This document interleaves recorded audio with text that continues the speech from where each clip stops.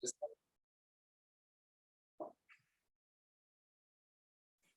what's that on the bottom left? Hi. Hey, Hello. Hey. Hey, Ricky. hi guys. What's up, Mila Cora? We're on time. Where's their white glass? Here. No, I'm fine. Can I'm see. fine. I'm gonna sit here.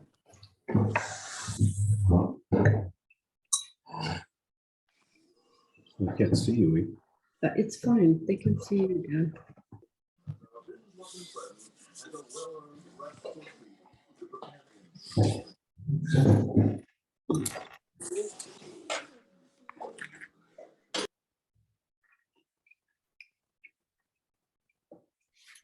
Dan, where are you calling in from?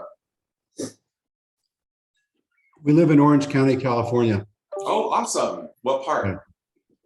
just up in the hills, a place Oh. called Lemon Heights, unincorporated area. My wife and I are here.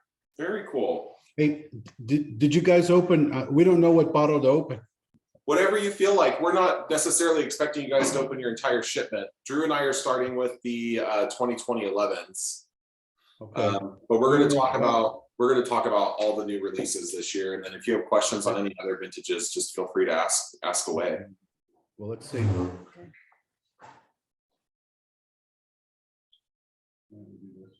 Okay. Will you be opening Joy in the middle? Yep. Yes, sir. Because we've had a couple bottles of the 11 already. Let's see, is this a 2011? No, this is 2020 Joy in the middle. Yep, that's what we'll be talking about tonight for sure. Okay.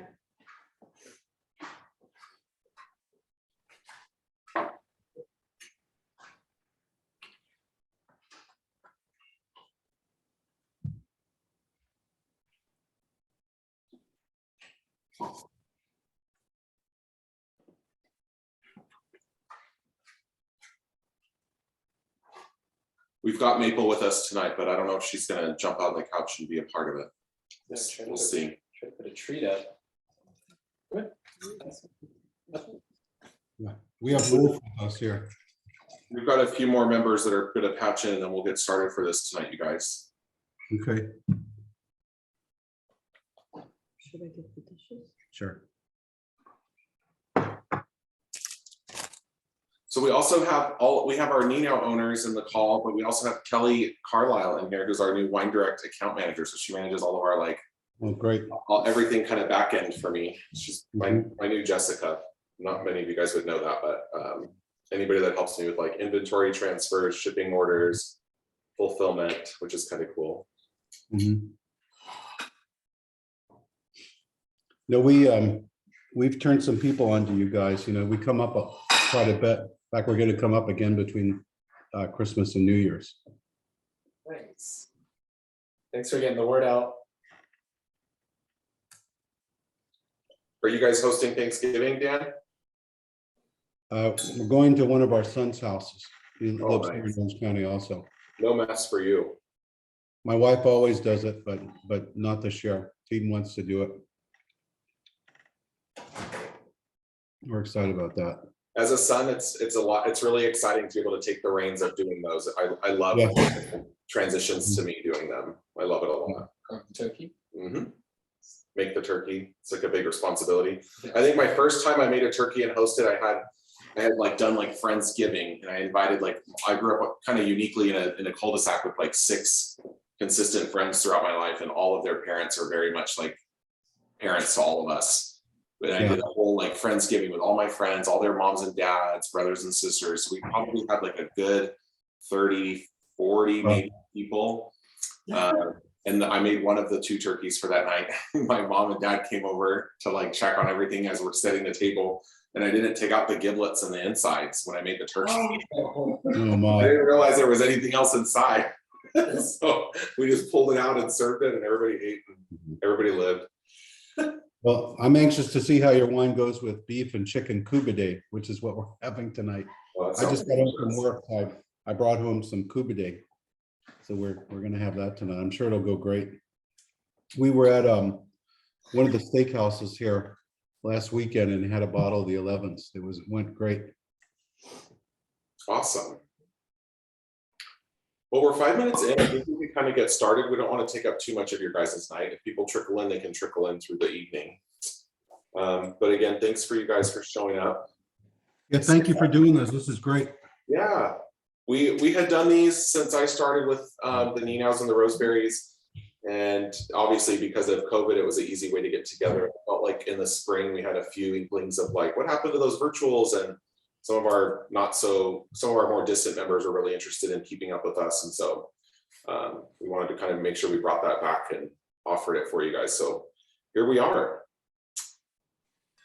We're going to touch on a few things for everybody tonight, and then obviously ask questions as you go. Chat's probably the easiest way, but it looks like it might be a little bit more of an intimate thing for all of us. So probably reaching out with a question won't hurt. But we definitely just kind of want to cover your new wines. We've got 4 of them for you. The 11s, Joy in the Middle, our Morbid, our Grenache with Love, and then our new 99 Steps, which is, in my opinion, pouring incredibly right now. Drew wants to touch on a little bit of like the growing season, production this year, maybe introduce some new varietals he's working with for you guys, new vineyards we're working with, which are really awesome and we're excited to announce. The increase to our production to kind of help match demand for the business right now. We'll talk a little bit about that for you guys too. Then we've got a really exciting announcement of some new product available for you guys exclusively tonight, starting tonight. And then we'll end with some new perks for you guys as club members too that we have coming in. So I will kind of let Drew take it from here for the beginning. We're going to start talking about the 2020 11s. That's what we're sipping on right now. Would love to. So 11's obviously a wine that we've done since the beginning. It's the one of 2 blends that we do. The other one being the Zinfandel Petit Syrah Cuvée Andy, which may make a surprise appearance pretty soon. But this wine has always been somewhat of a snapshot or a summary of the portfolio of wines that we make each year as a whole. So most of the varietals and most of the vineyards that we work with on any given year are expressed in this wine right here in the 2020 11s. And the name comes from my sister Tracy. She's been the type of person that has said that she sees the number 11 everywhere, on clocks, on billboards, everywhere. And when you look a little deeper into it, the number 11 is supposed to be a God wink, symbol of being on the right path, which with this venture and the craziness of growing a family while trying to grow a business and all of that, that's been a really poignant reminder every time that we dig into a new year and a new vintage. So I want to say first off, when it comes to the 2020 vintage as a whole, which 3 of the wines in this fall allocation are from the 2020 vintage. Much like the year, a very tumultuous harvest. It was seemingly going to be, much like this year, excruciatingly hot going into the harvest season. And instead what we got was a fog of smoke coming into the area from wildfires around, which actually dampened the heat a little bit and I think saved the fruit in a lot of ways in a very ironic, backwards way. It probably protected us from some really severe heat that we would have experienced at the time. And even then, it stuck around just to a point and then blew out as soon as it was started to become a concern about what it would do for the grape quality. Overall, whether it be those conditions that it came up with and also trying to treat these wines in the winery how I always do, which is extremely light-handedly. So trying to diminish the amount of oxygen that the wines are exposed to when they're in barrel, keeping the barrels really topped up. Whenever we take them out, using gases like argon and nitrogen to keep the wines really fresh and lively and young. And one of the results with this vintage in particular is that I've found, even here we are 7-8 months from when we bottled the wines, they open up and they're very tight to begin. I've found that it takes maybe an hour of it being opened. If you have a decanter, that helps a lot too. But when you first open, it doesn't show a lot of the great fruitful and sticky fruits that this vintage has to offer right out the gate. It's very caramel, peppery is what comes out first. And if you just give it the time and a little bit of agitation in a decanter or in a wine glass, you'll start to notice that the wine really starts to evolve and start to spring out of the glass a lot more. So with this allocation, I would definitely do your part to let the wines open up if you can. So 11's Grenache, Syrah, Mourvèdre, your classic GSM. The Grenache in the blend comes from two vineyards, Alta Colina Vineyard, which is very near where Ricky and I are right now at the tasting room, just down the road, and Full Draw Vineyard, which is in the Willow Creek district, a little bit farther south from where we are right now.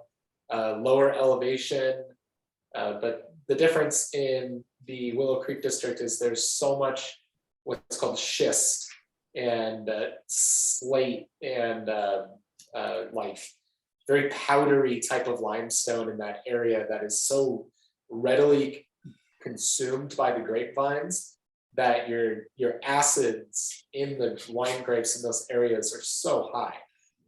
So you really have to ripen the grapes to a certain level before it's an even palatable grape. So it's a really nice yin and yang relationship between Alta Colina and Full Draw.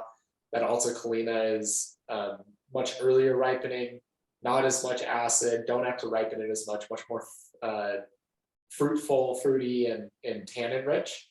While down in Willow Creek district, you get much more acid driven freshness and some more candied and ripe fruit features.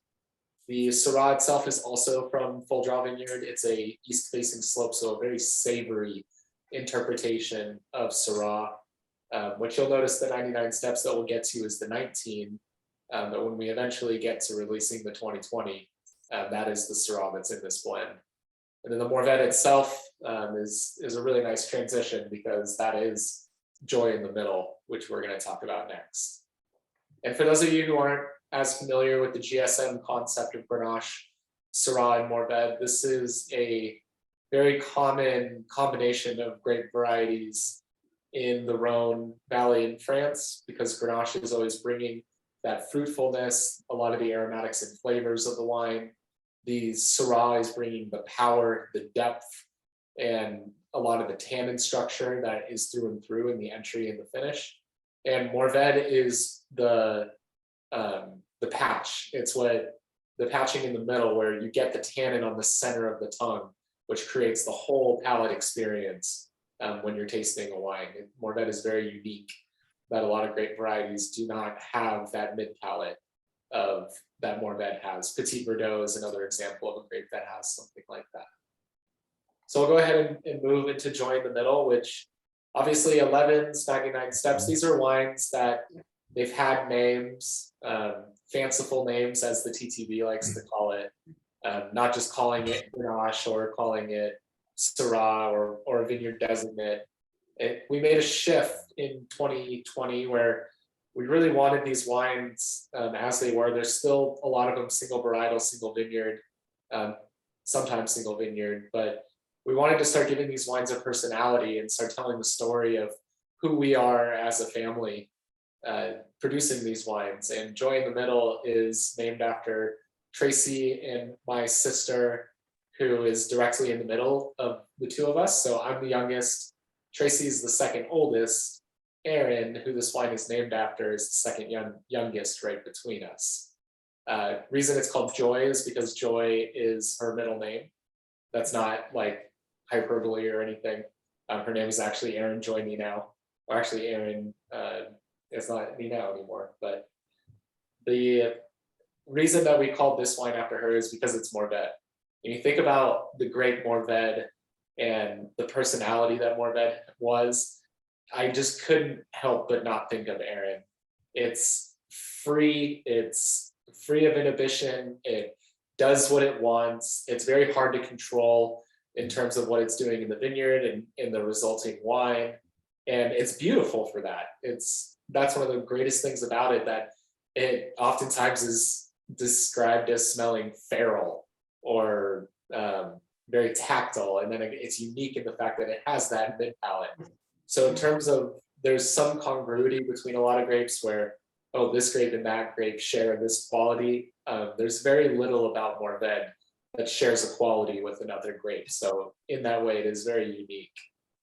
So again, Aaron was the perfect one for that. And just being the middle child, I mean, there's a lot of people out there who are the middle child and know what that's like to be in that rank and file within the family. And Aaron does that really well. Excuse me. You're messing up our pumpkin display. So after join the middle, we've got the 2020 with love. And this is a very sentimental story. This is another one of the Kintsugi labels, but we went with a blue colored Kintsugi label here. And With Love is named after our great grandmother, Helen Drinkwick, Helen Schaff. She was always the glue of our family, an extremely important person to every single person that knew her. One of my favorite memories of her was she had this sweater. She had this sweater that said, "I'm in my 20s." And at the bottom it said, "In great grandchildren," and it had all of our names on it. And she would wear it around so proudly. But our family really did revolve around Nani, as we called her. And we really, again, thinking about the great variety of Grenache, you were like a cat. You're not a dog. Thinking about the grape variety and thinking about Grenache, it's this beautiful grape that is almost Pinot-esque in its nuance and its density, you know, being so light on its feet and so aromatically and flavor driven. Who was one of the most beautiful souls that I ever knew in my life, and without a doubt that was Nani. So the reason it's called With Love is we had this this picture of her from when she was in her 20s, where she just looked amazing. She looked beautiful. And I think a lot of the time when I think of Nani, I think of that photo of that painting. And at the bottom, she had signed it for our granddad. And it said, "With love from Helen." So when we were thinking of names and how to just call it Nani, but we think about that photo so much and thought With Love would be a perfect representation of our Nani. The Grenache, again, it's a slightly different mixture of Grenache from Alta Colina and Full Draw, but a little bit from each of them. It's a little bit favoring in the Full Draw side because that was the more fresh, pure, ageable, acid-driven, I think more standalone version of Grenache, and with the Alta Colina being more of a supporting piece of the wine, as it were. But these 2020s, as far as I can tell, are gonna age a really long time. And Grenache is something that people don't usually sit down and age, but I'm through writing tasting notes and trying to become more familiar with these wines as we release them, found myself decanting them and trying to open them up constantly because they were just so reserved and held back. And then lastly, we're going to a different vintage, the 2019 99 Steps, which in this day and age of our inventory situation that we'll get to, it's amazing that we were able to hold on to this wine for so long and wait to release it, which Ricky was a big champion of holding on to it, which for Syrah is such a good thing. And I think it really has set us up to allow our Syrahs to bottle age before releasing them, which is so important. Syrah, as a grape, has the thickest skins of any of the other grapes that we work with. The most tannin-rich grape that we work with, besides maybe Petit Syrah. And it really requires that time to open up. So much like the others, even though this is a 19, I would still recommend throwing it in a decanter right now, as it's still a young wine.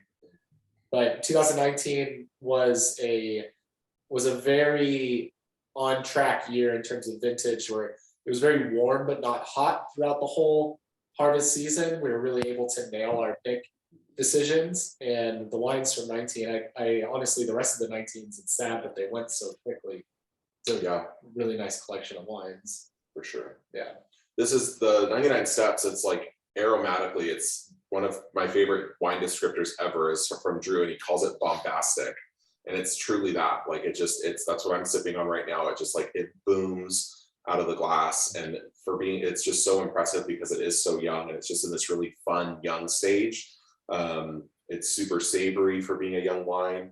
I think we were talking a little bit, I think when a couple people were just sloping in, but the 11s is such a unique vintage for it itself because it's like the first time we have like the purest form of a Grenache Syrah Mourvedre blend. The 17 was just Grenache Syrah, and then we brought Mourvedre into the mix with a co-ferment of Syrah into the 18. 19, Drew introduced some Petite Syrah in there as well, and so like this year it's just like this pure true Grenache Syrah form, very Grenache forward, which is amazing. I think it brings a lot to the wine that way, helps it pour so beautifully while it's young. But also like 211s, that was a kind of a proud one to release. It was our first like 4th vintage, which is essentially like your baseline for a vertical. So we have a 17, 18, 19, and 20. A little bit of a growing pain for us with that was like looking forward to having those to do like, hey, you could reserve a tasting of like these in a flight, but we had in the growing pain, we oversold our 19s on accident. So some of you guys, we were able to, you graciously let us supplement you the 2020 as an early release or swapped it out for something else when we ran out a little low. And then even more graciously, some people gave us back the 19 so we could actually library and hold on to some for a couple of years and see how it ages or have a simple feature of it. But it's been a great release for us so far. It's been very well received at the tasting room overall, but we are really happy with it. I was just kind of curious to see if anybody's sipping on any now tonight or anything else that might be inspiring. I know Dan's doing some more veg, joy in the middle, just cracked it open. Sandy, what are you drinking tonight? I'm also drinking the Joy in the Middle. Good I do points. that honor. And last night, I've been splurting a little bit. Last night I did the With Love. I actually didn't know that story, Oh, but I'm the one who got her that sweatshirt though. Oh, was it you? Yeah. Oh, my favorite. Yeah, it's beautiful. But I love the stories. so for you guys that don't know, Sandy was our volunteer first photographer for our first club open house. And she is an aunt to Drew and Tracy and the family as well. And the Joy in the Middle, it has this very peppery life to it, and on the palate the tannins are very chalky, dusty, almost like grippier than I'm used to with Mourvedre.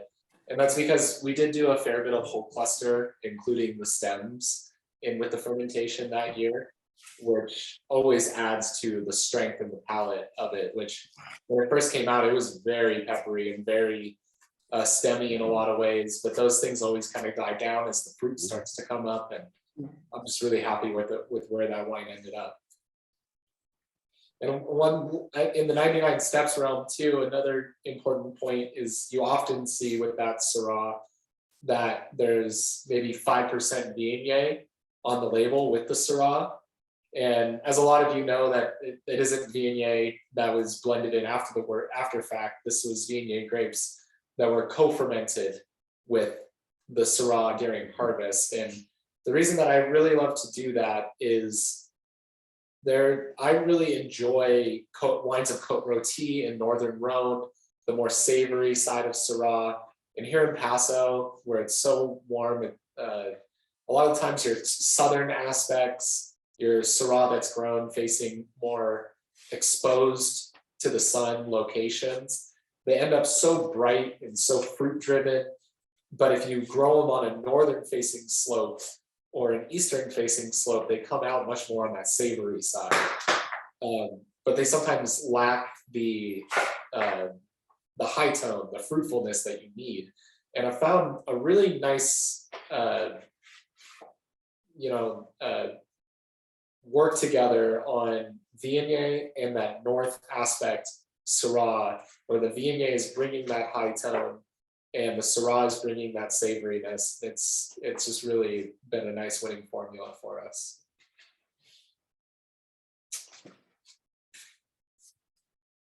Maple is chasing the pumpkins. Yeah, sorry whoever did that. Oh, it's okay. Try to have decorations. I think what we're gonna have Drew kind of go into, unless anybody has any questions at the moment. The De La Cruz's wine doesn't last long in your house. Oh, well, I don't blame you. It's hard. But what we're gonna kind of go through to recap with Drew next is kind of just the growing season this year, a little bit of production kind of updates. A lot of you guys know Sam. He was like our first like new full-time hire that we had. And intentionally we were looking at Sam really awesomely as a candidate for us, because he came in just kind of guns blazing for tasting group help for us at the old place, and just obviously kills it in that and hospitality, and we couldn't have expected a better candidate for that. But he had a harvest underneath him, internship at Adelaida Winery, who's now our neighbors across the street, and we knew we were probably going to be increasing in our production and wanting to give Drew some actually like educated in winemaking hands outside of like me cleaning bins and scrubbing floors. You're very I enjoy that very much. But yeah, Sam kind of jumped into that full swing this year with Drew, and I hope it's been a great helping hand. I haven't heard much from Drew needing anybody else's help, so I think Sam's really kind of held it in there. We were going to have him up here tonight, but in due fashion with production, he needs a night off of work himself now and then. But yeah, so we'll go over a little bit of the winemaking season, kind of talk to you guys about the status of your family club and a little bit of our inventory statuses, and I'll kind of let Drew lead that in. Yeah. So let's start with the inventory situation, because it kind of frames what we did this harvest. But the growth has just been outrageous in the most positive and wonderful way.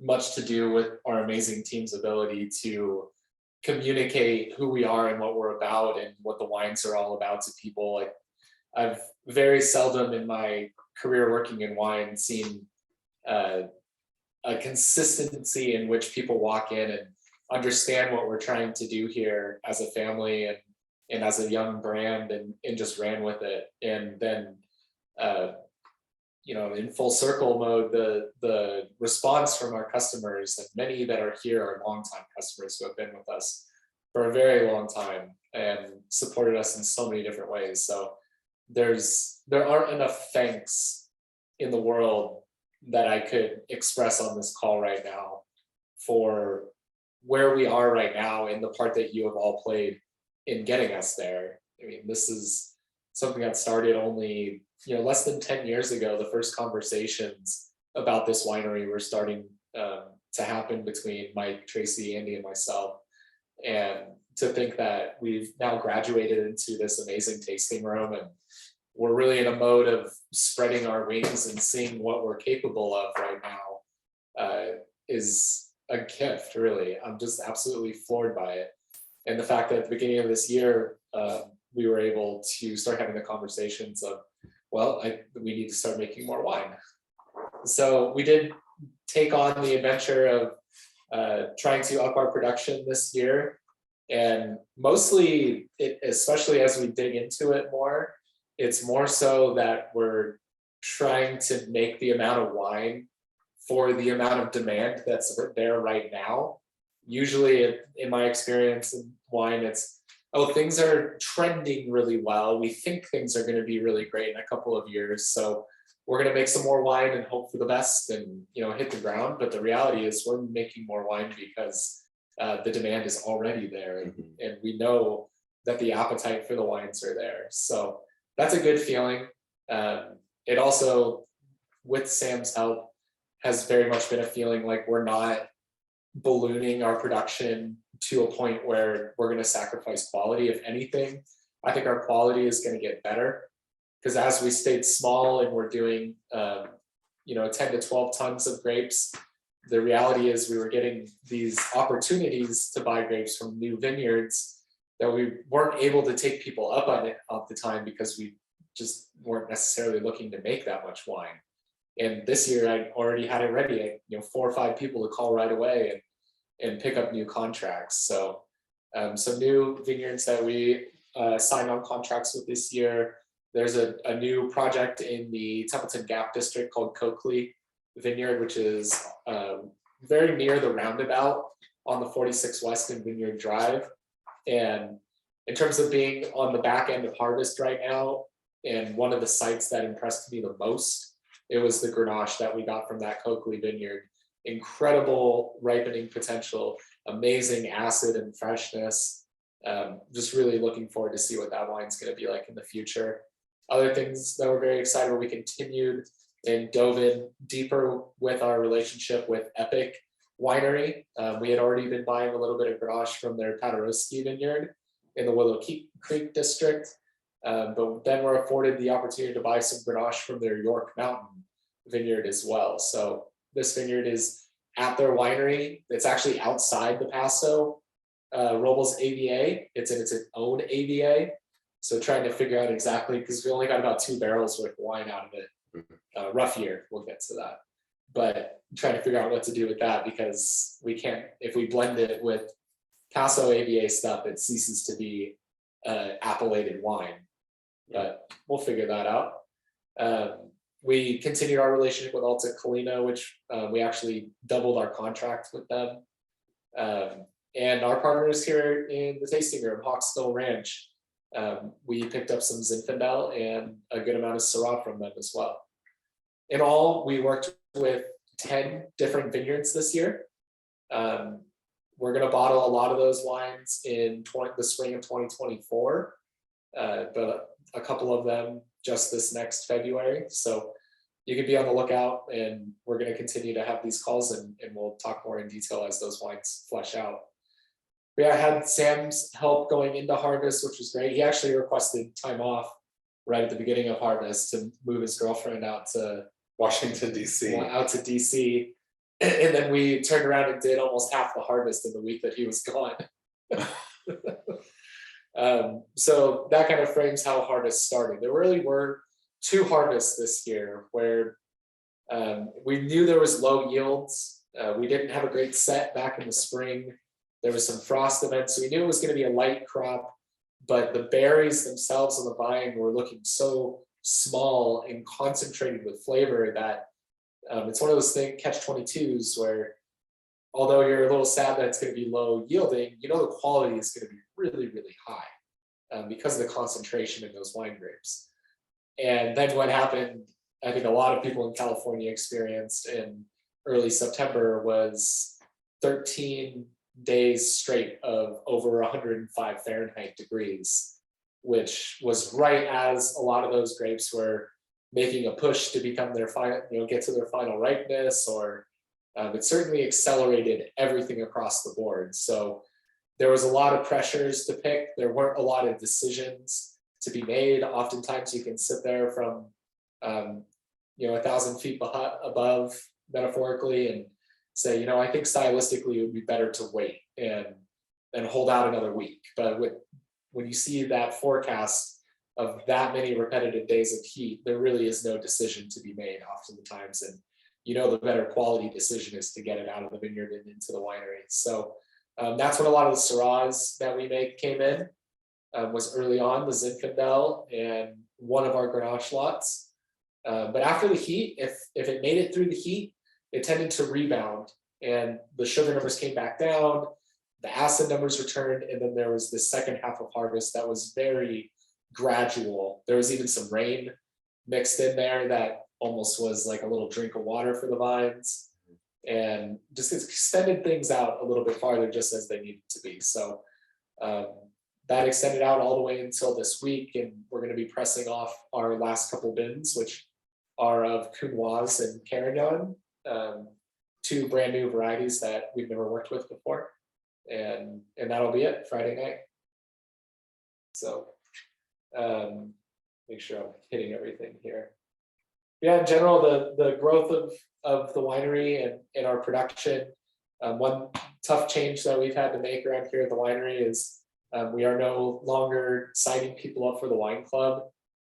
We are going to a wait list. So if people want to join the family club, they have to enter onto a wait list.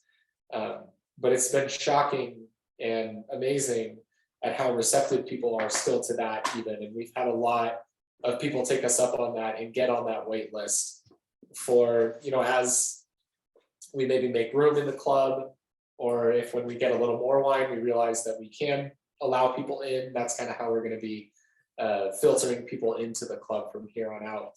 But I would highly advise, if you have some friends and family that would really enjoy the wines in the club, I would highly encourage you to tell them to get onto the wait list, because I think the list is going to get pretty long. Yeah. Yeah.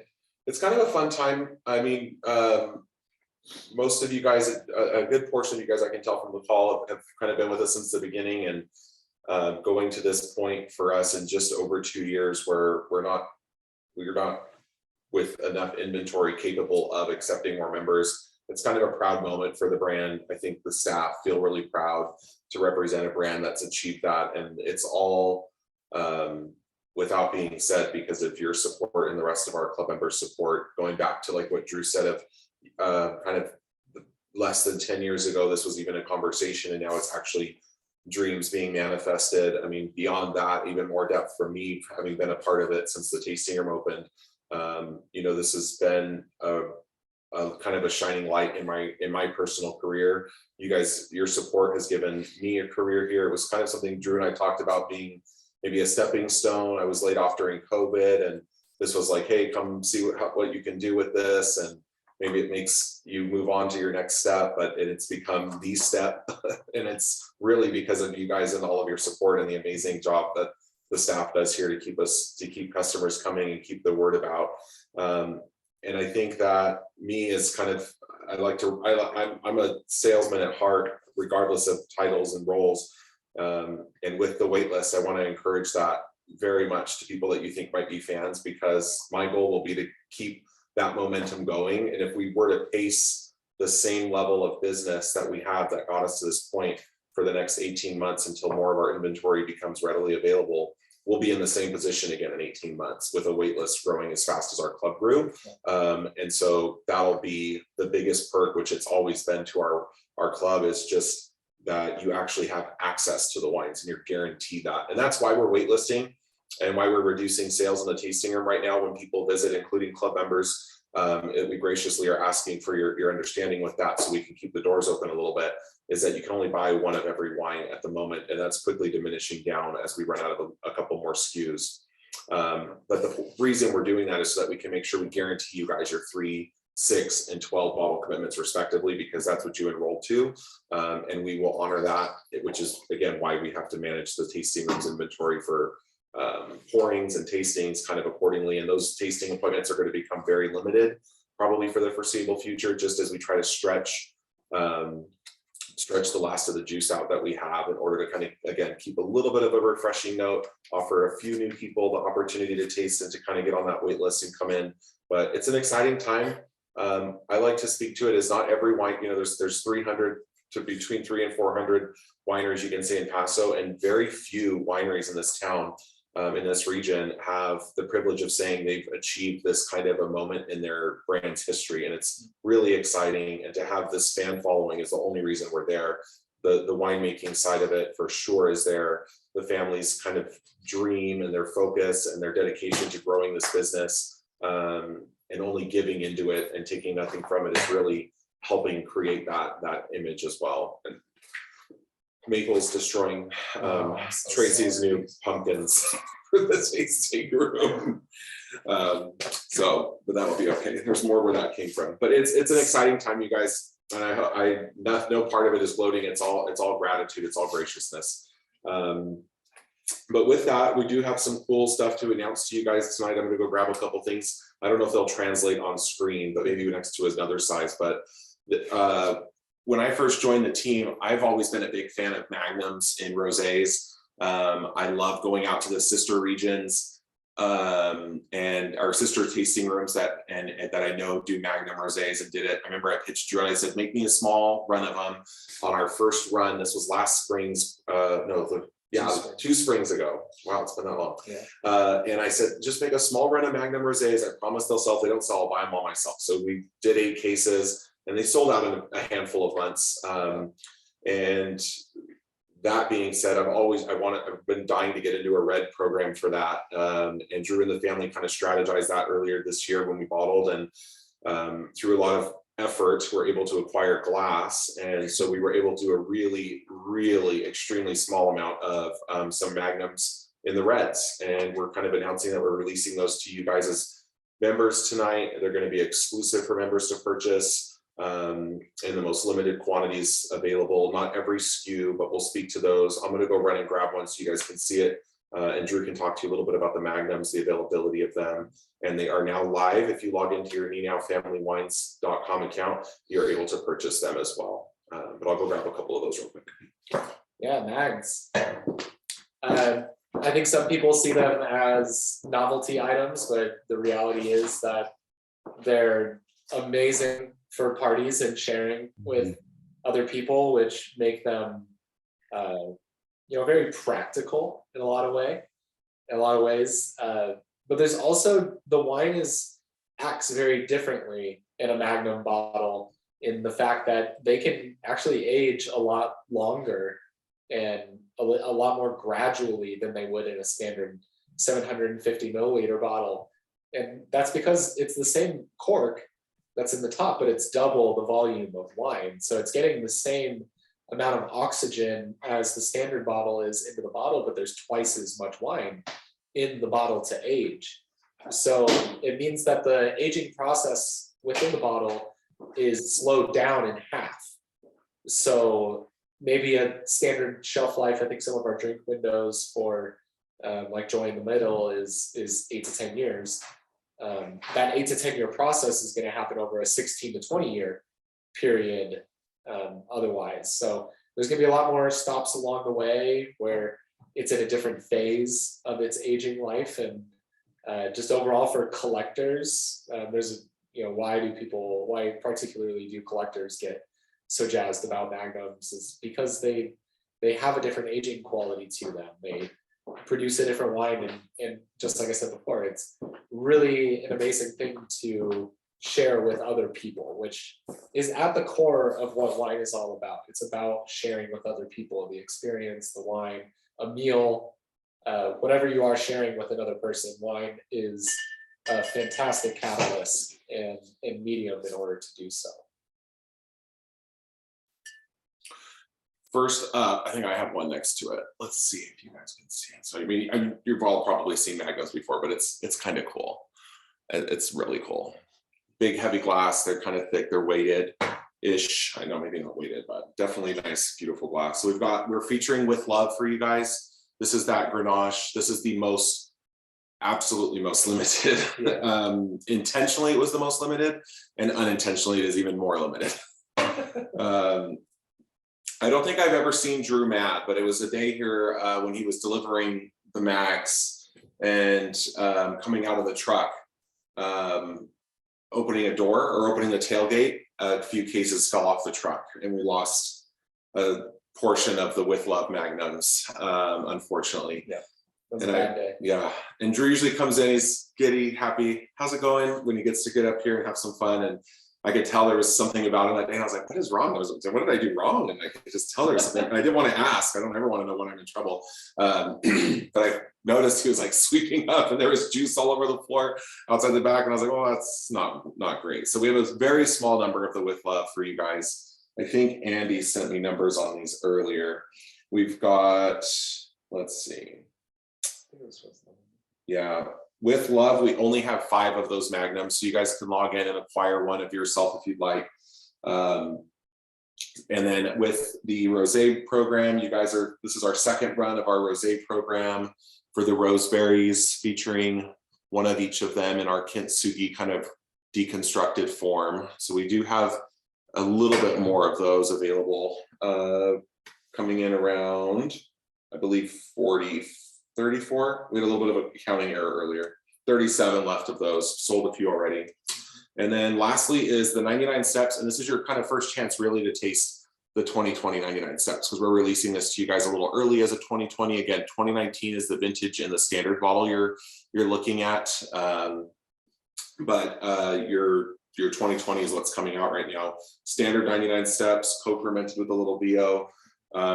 But definitely these are wines you want to grab and just kind of, you know, give them their evolution time, bar the rosé. Obviously rosé is just going to be a great kind of, you know, I love personally rosé at Thanksgiving. I think it kind of just flashes your palate with all the rich different foods and fats and butters and sweets, and it just keeps getting that acid, just keeps refreshing your palate, and it's just a great kind of party wine, something really, really great for the table. And it's just big bottles are for big parties, and they're really impressive in that sense.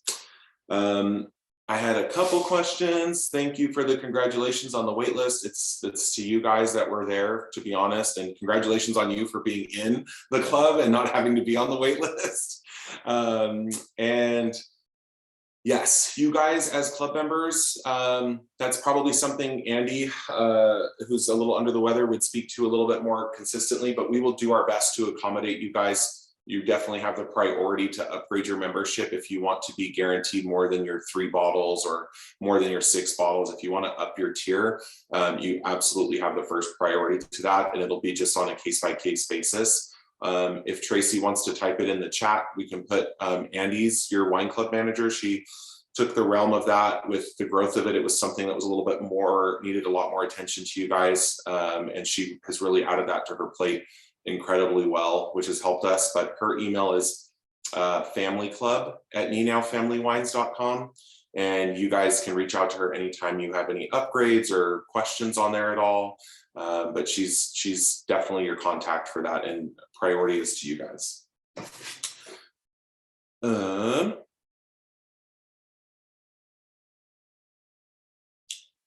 I guess we're going to kind of start with some new perks for you guys. I've got, so we've kind of looked over shipping costs for those of you that are a little bit out of region, especially our out-of-state members, Tawakals.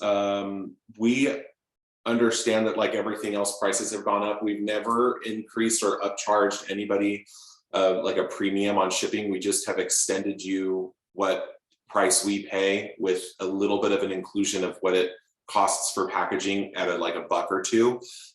In order, we've noticed those costs have gone up a lot, and we've had a lot of questions on it. So one of the newest perks that we're going to be able to offer you guys during this time and going forward is some flat rate shipping for your tiers of membership. So our 6-bottle out-of-state members, you guys are going to now have $20 flat rate shipping on your club membership. So your spring and falls out of states, $20. The 12-bottle members, it's always going to be 30 and no more on your spring and falls.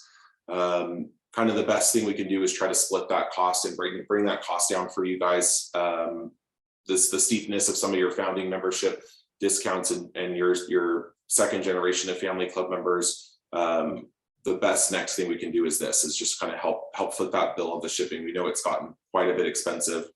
We wanted to offer you kind of the same perks that you get in that our California members get, but just to you that are outside that want to support us as well. In due fashion, if you haven't been a member with us more than a shipment, the owners really love to send you guys some like club member gifts, or around the holidays, it's like a little thank you for being a member gift. I think our first year we got wine keys. Second year we got these nice, Tracy got these really cool logoed wine pour stoppers that were kind of fitted for our bottle sizes. And this year it's definitely an upgrade, and it's a really cool gift to get, but it's just taking us a little bit more time to get them to you. So they're going to be a little bit after the holidays, probably as early as January, hopefully no later than February, but those will be coming out to you guys specifically as soon as we have them.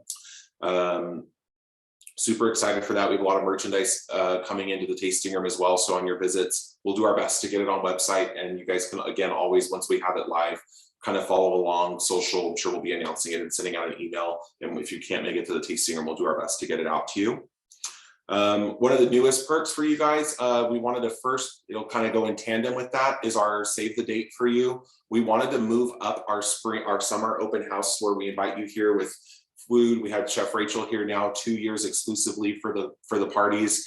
And we wanted to give you that save the date, and that's going to be June 24th, 2023. I can't believe it's 2023 already.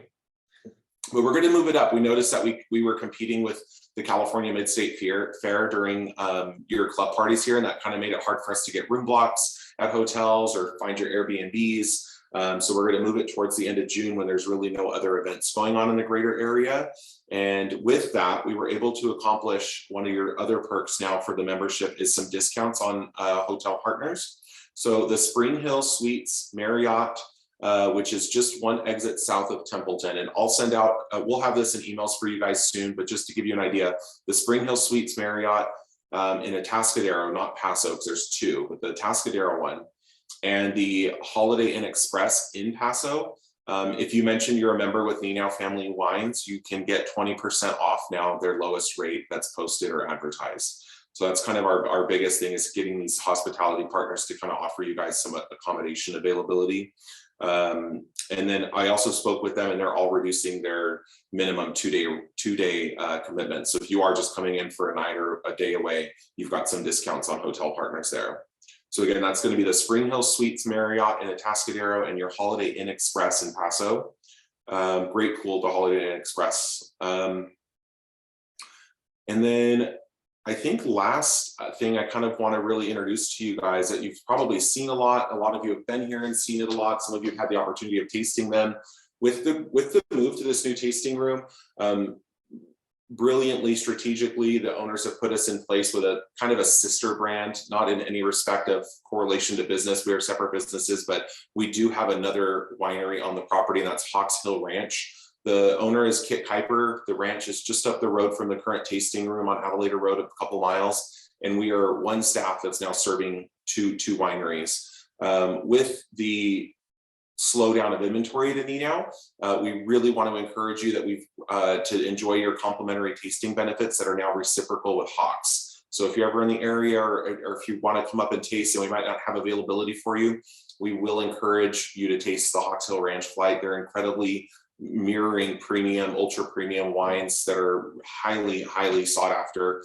Hawks Hill Ranch has been around a little bit longer, a couple vintages. They started with a little bit of a different business model than we did with Ninow, where they were allocation only, kind of, you had to be invited to be in, and they ran it successfully. And like all businesses, they want to grow it, and they want to open, and the way that the owner sees the best way to do that is by opening his doors to the public with a by appointment tasting room.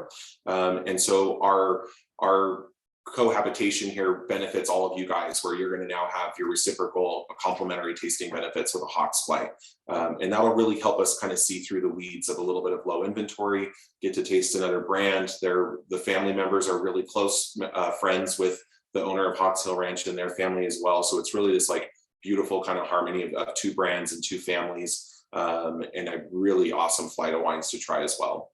The wines are made by a friend of mine, the winemaker at Denner, Anthony Out, has made the wines for years. And from working with some of Kit's fruit as well, it's just a really dynamite vineyard site, high elevation, Adelaide district, extremely impressive wines, but at the same time, very different than what we do with Ninow, in that we sample from a lot of different locales, and we get the opportunity to work with a lot of different vineyards. Kit's wines are so much more a locale-based terroir, his terroir of his property base, which is, it's cool to see a broad perspective of Paso, and then a very minute particular perspective of Paso from a single property. So I would highly recommend checking out his wines. Yeah.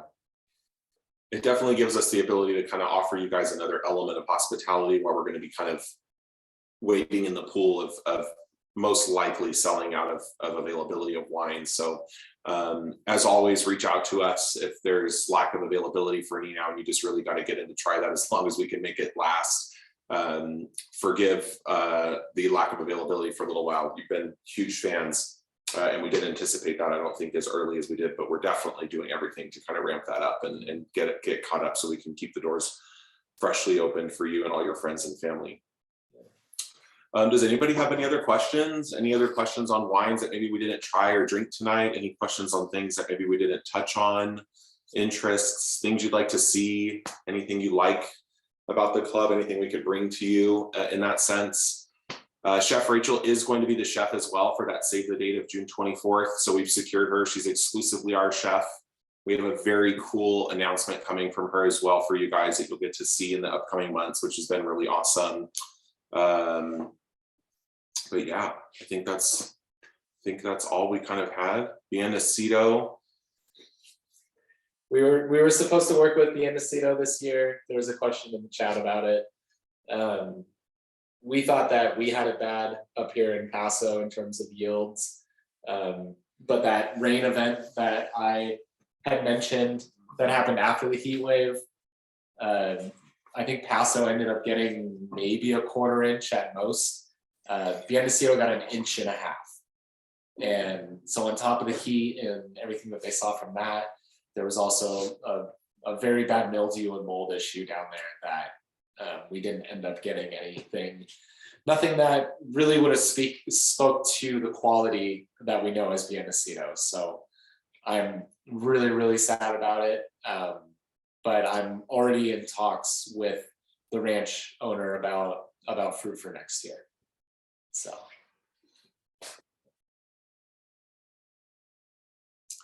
When we have more wine, Tim, for sure, when we have more wine. Oh, I know that's something on the minds of Tracy and Mike, to have a piece of their business a little closer to them too. But for sure.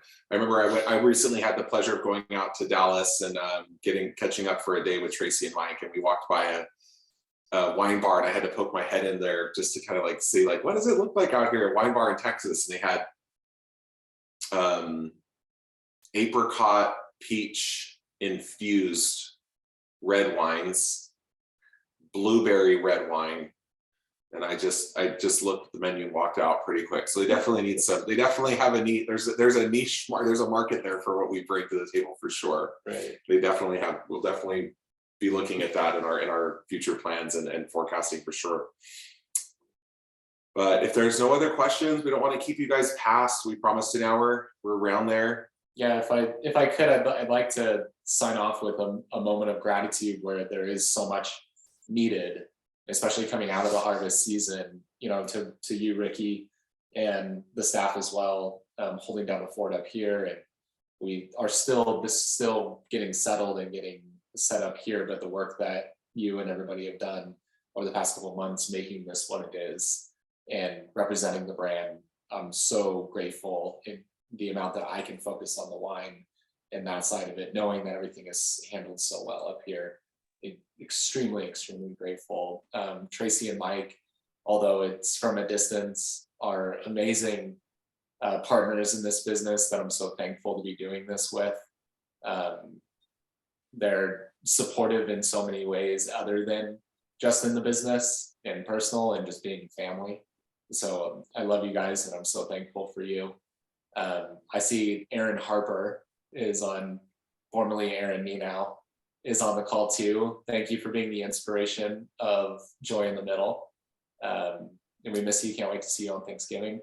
Andy, the support and everything that you've done this harvest with being there for the kids and being there for me, being my support system over the past couple months, which have been really, really difficult and a lot of hours worked.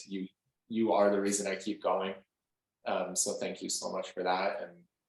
And to all of you, the energy that you give me to get through harvest and being on the other end. This is the part of harvest where I get very, very happy because it's over, filled with gratitude. And Sam for a huge part of that. I don't know what I would have done. I know Sam isn't on this call. So nobody tell him because it'll go straight to his head. And he already is far too confident. Someone's taken down a peg. But he just made it so much, he made it so much fun. It's been a while. Winemaking is something I love to do. It's something I've wanted to do since I was a teenager.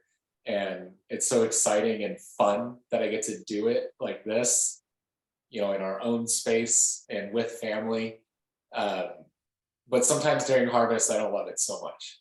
And there was never a point this year where I felt like I really hated it. So it was a lot of fun. I'm excited. I think wines, truly and honestly, they taste better and they're more enjoyable when they've been made in that kind of environment, when they're being enjoyed. So I have high hopes for what 2022 will have with it. So again, thank you to all of you and what you do for this business, for all of us individually, and keeping the dream alive in a lot of ways. And we're just excited about what the next couple of years will bring.